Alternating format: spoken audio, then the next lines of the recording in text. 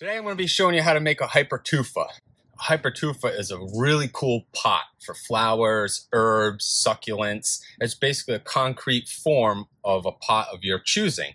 I really like it because it can stay outdoors and it'll weather with time. It'll get moss growing on it. It can get lichens growing on it. It's just going to weather really nice and kind of just become one with the outside environment.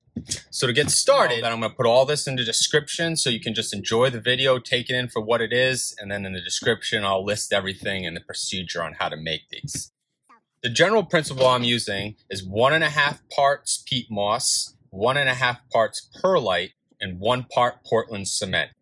So peat moss looks something similar to this, but oftentimes it comes with sticks and little branches in it, and you don't want those in, so you kind of have to sift it out and make it clean. I believe you can actually buy pre-sifted peat moss, but it's a lot cheaper to buy the non-sifted stuff and do it yourself. So I got a little screen thing here I made. You can get creative.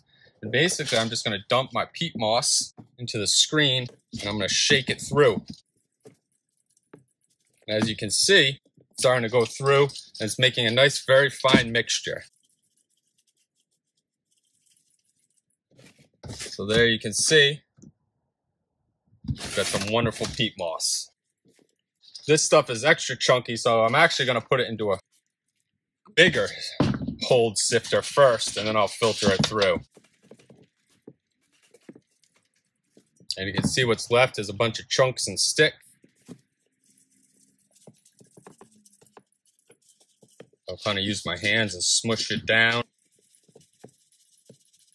This is doing a really good job. You don't have to be this particular. It's more the sticks you're trying to get out. If some of these clumps end up in there, that's fine. It's just you don't want the sticks because they're going to break down and degrade over time, and then they can create soft spots in your pot. Or they can break and snap and shatter.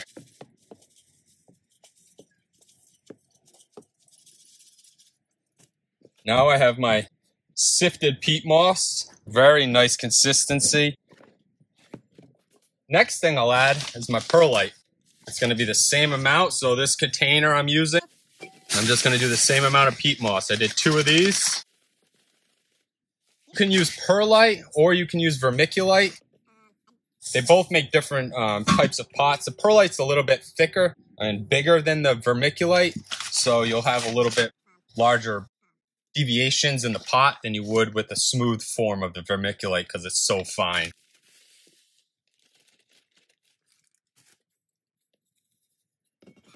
Now I got my perlite in with that. I'm going to mix these together.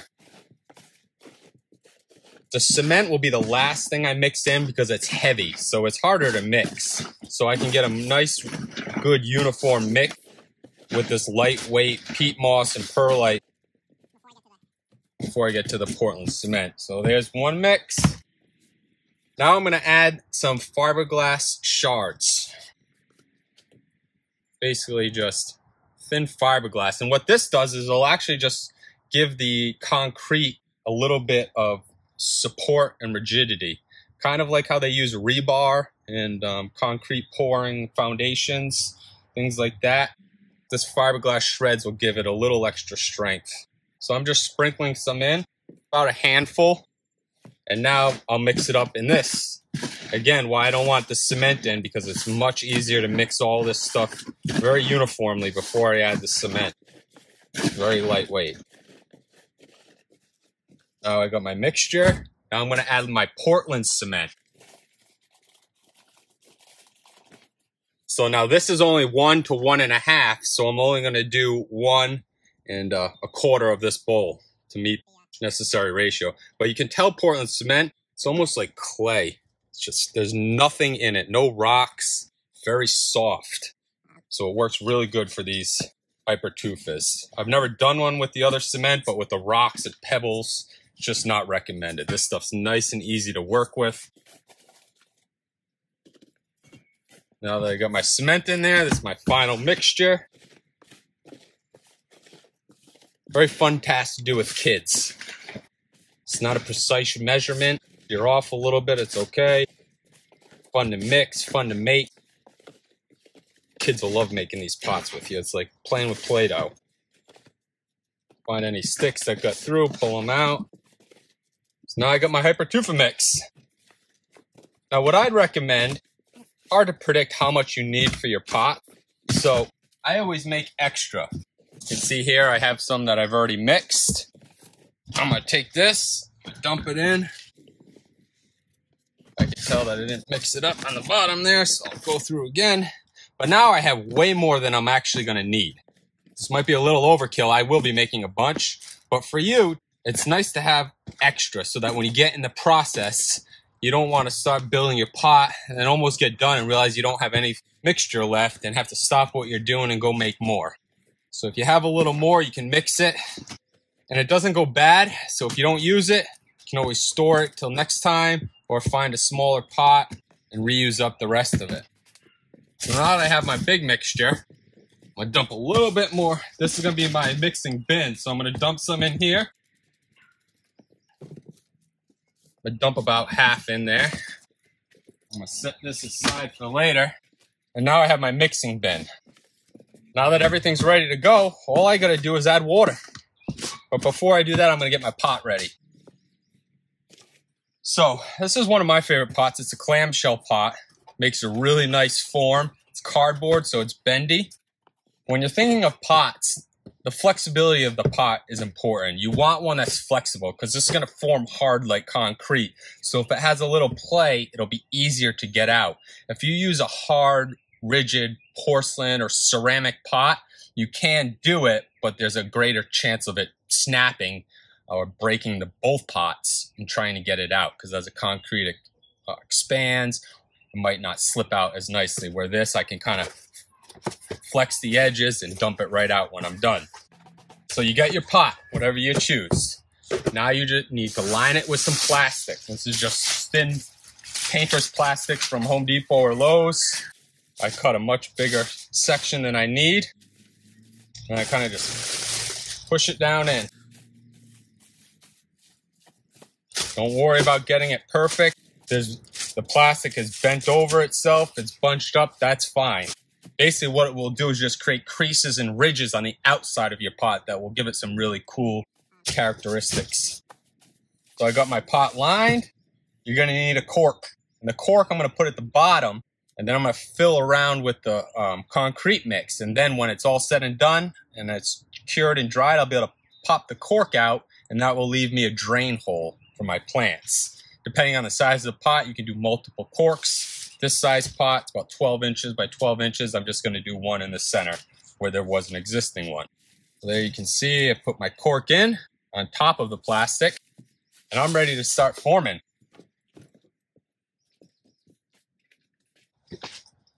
So now I got my water. And depending on your mix is depending on how much water you need. So there's no real rhyme or reason how much water I can tell you, but you want it to be like Play-Doh. And the kind of way I feel is after it's wet, I want to squeeze it and have only a few drops of water come out of the mix. I don't want a lot of it coming out. Now, when you're adding the water, always start with less. It's very easy to add more water if you need it. But if you dump in too much, this is going to become like soup. It's not going to work. If you did make extra, you could always add more of that in, but then you're just wasting it if you don't need it. So just add the water very gradually. Portland cement can be a little caustic on the hands, so I would recommend using gloves when you're mixing it.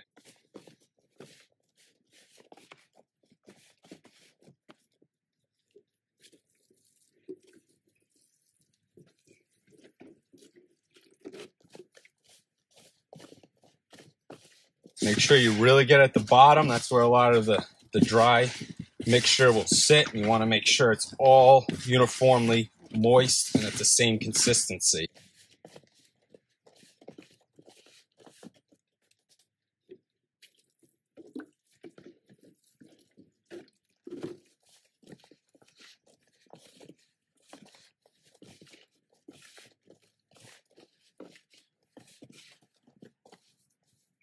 So this feels nice and wet right now, but if you notice, it doesn't really stay together.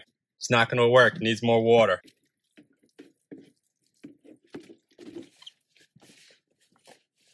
Oh yeah, now we're getting to the good stuff. Bring me back to the days of mud pies. Get in there and really mash it. Don't be shy. And sometimes as you're going along too, you might get half the pot, might find it's a little dry. You can always add a little bit more water to the mixture. I'm almost there. I'll do one more little. You can tell now it's starting to form nice like that.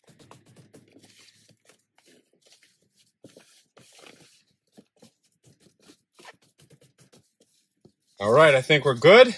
It's nice and malleable now. If I get a handful, you can see some water's coming out. It's not terrible. And now you can see how it sticks together much better than before. Just like a mud pie. All right, we got our mixture. Now we start making our pot. I'm gonna start at the bottom and I'm gonna start around the cork to really seal it in place. And the bottom of the pot, you're gonna want at least 3/4 of an inch. I'm gonna go an inch because I like a thick bottom. I don't want anything breaking at the bottom. And one of a trick is if you're unsure, you can always measure on the cork and put a little mark. And then when you reach that mark, you'll know how deep it is.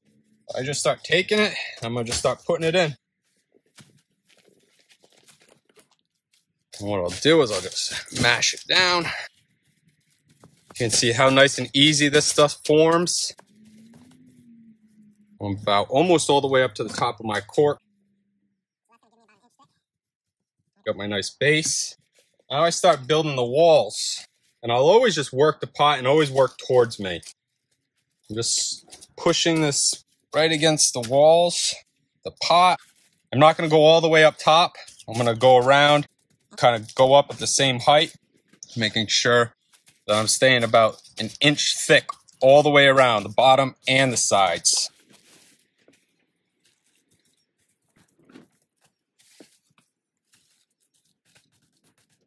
So when I push it in, I just kind of pat it until it starts to become nice and smooth, really moist.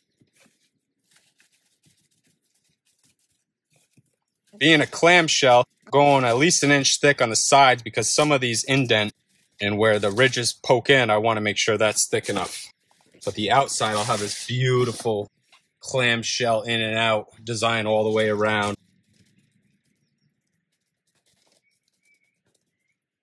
So as you can see, going around, I'm all at the same height.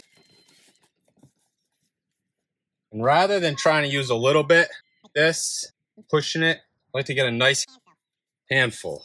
And I kind of mold it in my hand and just smush it against the side.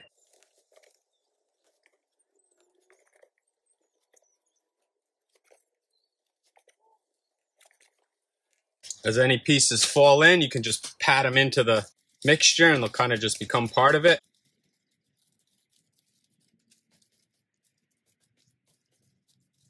Very easy to do. So as you can see, I almost got the whole pot done.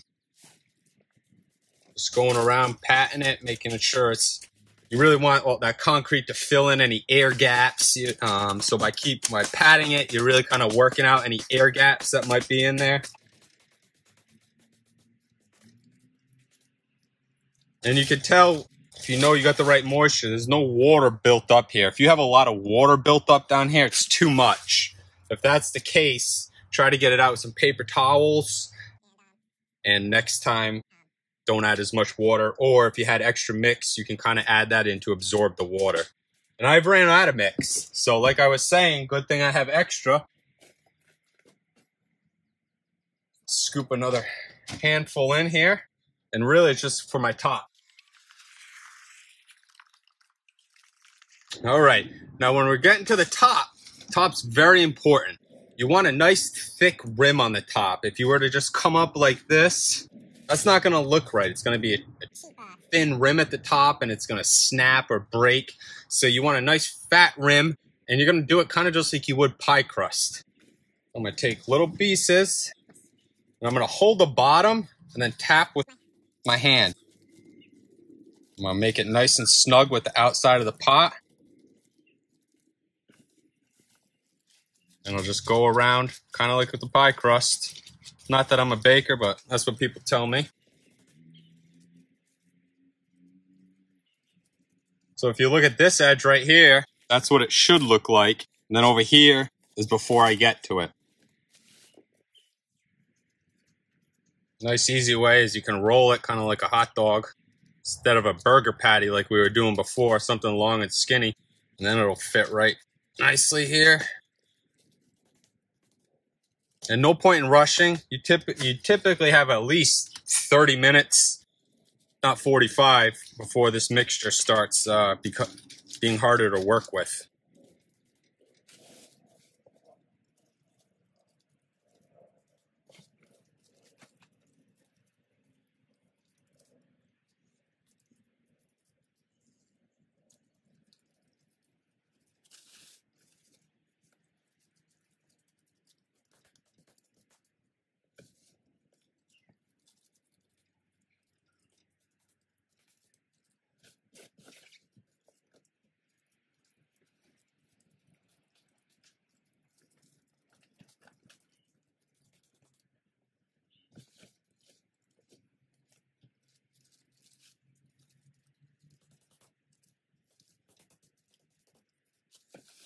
Now my rim's mostly done, so I'm just going to go around fine tune it. Sometimes if you have a little extra water, you can just use your hands, get your hands wet, and then just add it to the top of this, and it makes the top a little bit more easy to work with.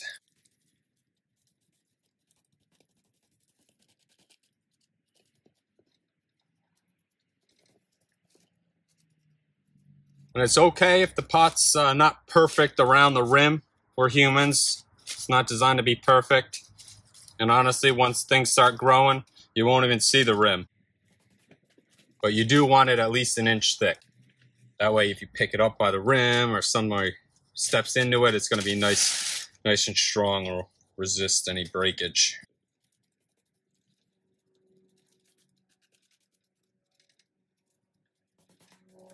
I have a little extra mix, so I'm just going to add it to the bottom. And add it right to this corner here.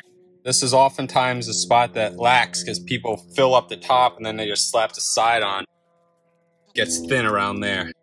And if you're not sure, grab a toothpick, mark it, and just poke it in around. And that way you make sure your depth's right.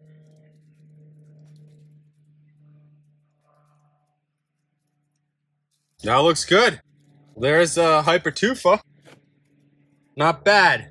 Probably done all this for under $25. Took about 25 minutes, half hour. Now what I'm going to do, now that the pot's made, if there's any extra plastic, this, you can trim it or you can leave it off. But what you want to do, get another piece of plastic and you're going to cover this. And you want to put this in the shade, whether it's your garage, basement, anywhere where it's not going to freeze. If it freezes, the concrete will not set correctly and be as strong. So it just needs to be in a dark place that's not going to freeze. You're going to leave this for 48 hours. And after 48 hours, we're going to be able to uncover it. This will be hard, and I'll show you how to remove the pot. Then we're going to leave it outside, or we're going to water it for a few weeks. Make sure all that alkalinity and anything else the concrete might be leaching is washed out. A lot of people just leave it outside under a tree somewhere and just let the weather at it. Then after about a week or two, you'll be safe for plants. I hope you enjoyed it. Make sure to check out the description for the detailed process and all of the items you'll need. And if you have any questions, and stay tuned because soon, within 48 hours, we'll be unveiling this and showing you what a finished product looks like. And I'll also be planting it and showing you how to do that with some succulents. So thanks for tuning in. Make sure you hit that subscribe button, and we'll catch you next time. It's the day everyone's been waiting for. The Hypertufa reveal. It's been 48 hours of curing, and we're ready to unveil the final product. You'll want to take it from your safe space, not freezing. I'm going to take the cover of plastic off. You can kind of see the form already. Now, first thing we're going to do is we're going to flip it over and gently tap it out. This is why a flexible pot, I use cardboard, Plastic works really well because it's just going to pop right out with a flexible pot. Tip it over.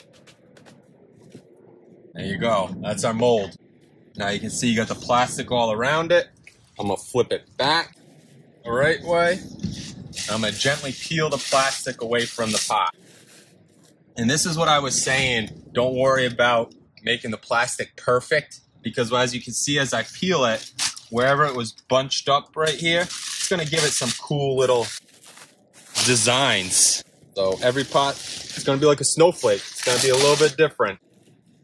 So there you go. You got your Hypertufa. We got to get this cork out. So what I would avoid, don't bang the cork from this side because you can chip some of this away. Not that it's a big deal. So from the middle, you can either loosen it with your hand, or in this case, use a pair of pliers or something.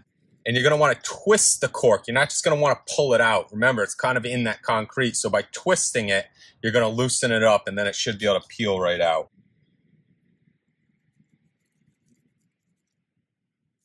There you go. Now you can see our drain hole. Now you can kind of see, I'll flip it upside down. It's not quite exposed yet, but that's just the false bottom because that was a cork. So I'm just going to take a knife, just kind of poke that in. And there you go. Now you have your drain hole for the pot. Some fine-tuning details is if you had a wire brush, something similar, you can go along the edges, just kind of gently scrape, remove any particles, or if you have any little lumps or uneven spots. Now's the time to do it because it's been 48 hours, so it's hard, but it's still not rock hard. So you can still adjust it. Avoid doing anything on the edges. You're kind of going to mess up all your marks. It's more the rim than the inside of the pot. You can go through, get rid of any imperfections. Now, don't go crazy. This is the middle of the pot. It's always going to be full of soil, so you're not even going to see most of this. So that looks pretty good to me. Now what I'm going to do, like I said, is this pot still needs to cure for about a week to 2 weeks.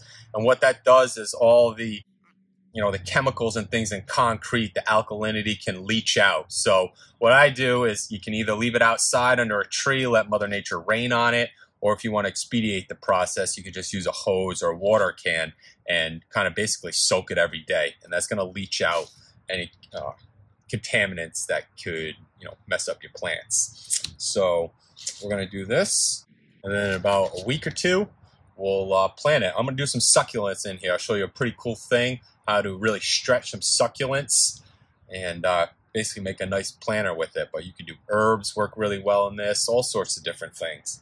So good luck with making your Hypertufa. If anyone does, I'd love to see it. Comment below, show me some pictures, and I can't wait to get planting with this. See you next time.